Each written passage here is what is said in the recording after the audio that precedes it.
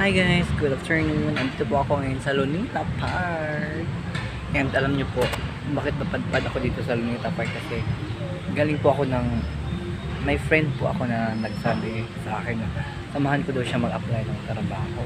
So, kaya sabi ko, after namin na pumunta doon sa Baclaran, eh, binibigay lang po yung kinukuha lang yung resume namin. Kaya sabi, after nun, nalungkot siya. Nalungkot din ako kasi nga, syempre, wala rin siyang trabaho. Kaya, nalungkot din ako.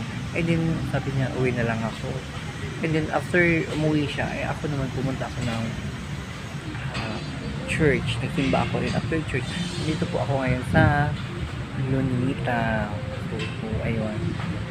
Gusto ko mapag-isip-isip at mapag-isa-isa. Mapag-isip man lang ba ng mabuti.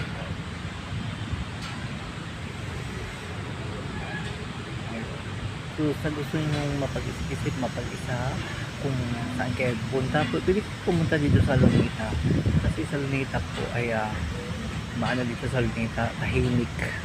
Yes, after nyo church pwede kayo pumunta dito kasi makapag-relax kayo kasi malamig din dito kasi maraming kahoyan, mga kakahoyan, diba? So, yun lang po muna.